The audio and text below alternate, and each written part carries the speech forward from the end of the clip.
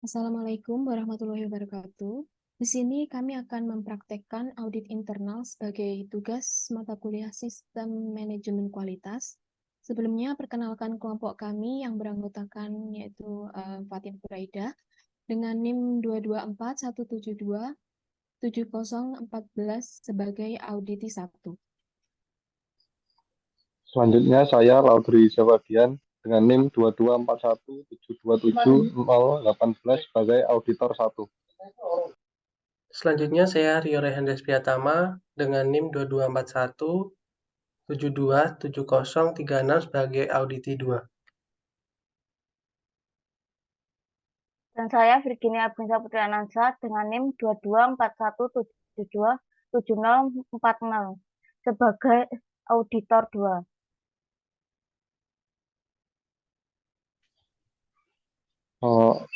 Assalamualaikum warahmatullahi wabarakatuh. Selamat sore, hari ini kami melakukan audit internal kepada perusahaan PT Sukses Inti Persada bergerak pada bidang aksesoris komputer dengan metode wawancara. Auditor yang bertugas untuk mengaudit perusahaan Anda yaitu saya Laudri Iza dan Virginia Abdinsa. Adapun ruang lingkup dari kegiatan internal audit kali ini adalah melakukan pemeriksaan efektivitas penerapan terkait dengan penerapan sistem manajemen mutu ISO 9001 tahun 2015 di perusahaan Anda. Tujuan kami di sini untuk melakukan pemeriksaan terhadap efektivitas penerapan manajemen mutu ISO 9001 2015 di tempat Anda. Jadi kami melakukan audit terhadap sistem, bukan terhadap orang. Adapun penyimpangan mengindikasikan adanya kelemahan pada sistem, bukan kesalahan pada orang. Dalam sebuah sistem manajemen mutu standar internasional, apa yang dianut oleh perusahaan Anda? Ya, saya sebagai auditi 1 menjawab perusahaan kami menganut ISO 9001-2015 yang merupakan standar terbaru dari ISO 1001 yang menggantikan ISO sebelumnya yaitu ISO 1001-2008. Baik, lalu jelaskan konteks organisasi atau permasalahan organisasi yang terkait di perusahaan Anda. Dalam konteks organisasi di perusahaan kami meninjau dari dua faktor, yaitu faktor internal dan faktor eksternal. Kami menggali konteks tersebut dari beberapa sumber, yaitu dari kajian dokumen-dokumen yang berlaku di perusahaan, kajian analisa SWOT, lalu dari hasil meeting dengan pelanggan, supplier, dan dari asosiasi profesional. Baik, pertanyaan selanjutnya sebagai standar yang terbaru ISO 9001-2015 memiliki beberapa clause apa saja? Ya, saya sebagai anggota dari audit, untuk menjawab pertanyaannya, di sini kita memakai ISO 9001 tahun 2015. Ini memiliki 10 klausa, di mana clause 1 sampai 3 merupakan clause pembukaan, sedangkan clause 4 sampai 10 ini nepal terhadap isi clause 1 sampai 10. Kelas 1 sampai 3 merupakan ungkapan istilah definisi dari ISO 9001 tahun 2015. Klause 4 sampai 10 merupakan kelas persyaratan yang harus dipenuhi oleh organisasi untuk dapat mengimplementasikan ISO 9001 tahun 2015. Oke, mungkin ada tambahan lagi? Ya, baik. Jadi model pasal ISO ini terbentuk dari urutan input proses dan output yang didasarkan pada siklus PDCA. Ya, baik, terima kasih atas jawabannya. Mari kita lanjut ke pertanyaan berikutnya.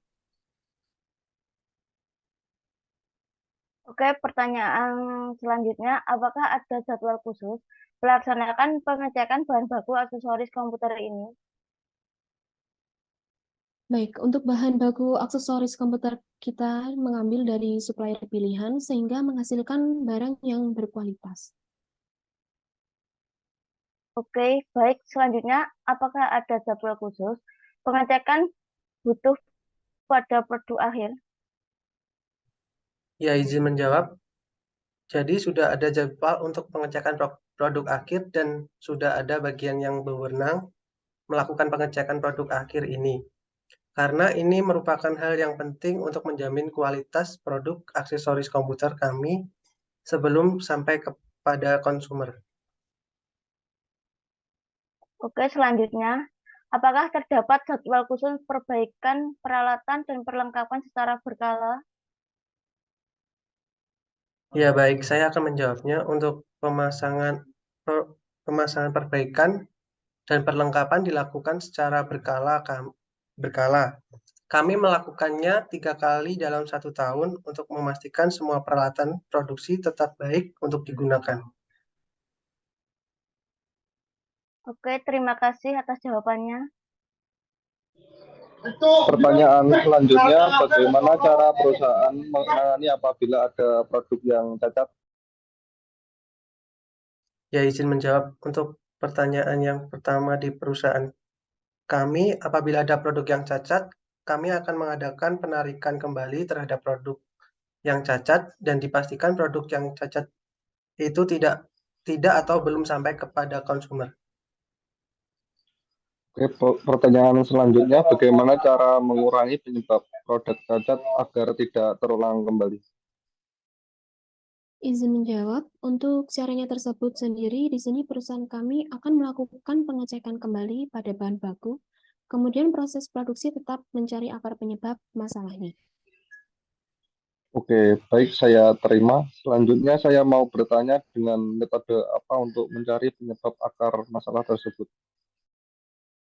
Ya, untuk metode yang dipakai bisa dengan metode Pareto dan fishbowl. Diagram Pareto ini sudah sering digunakan untuk mencari penyebab akar masalah tersebut. Oke, terima kasih atas jawabannya.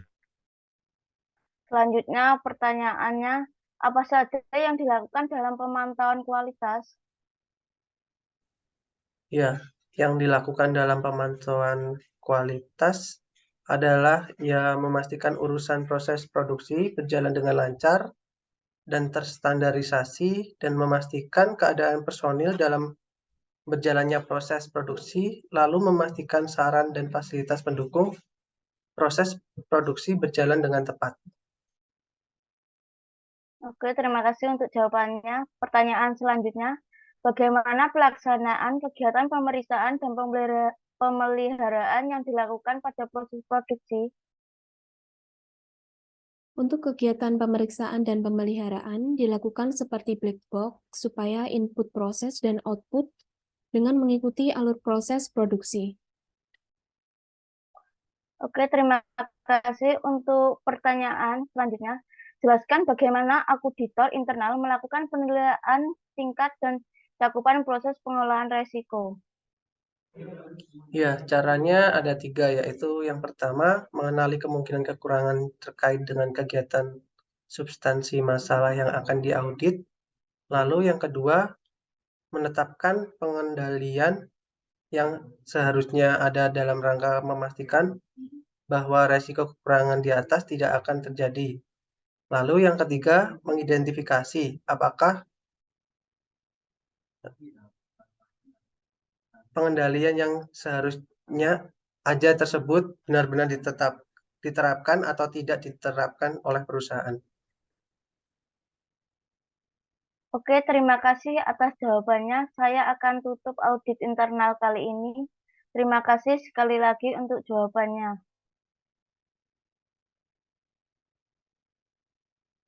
Sekian simulasi audit internal dari kelompok kami. Kurang lebihnya mohon maaf. Wassalamualaikum warahmatullahi wabarakatuh.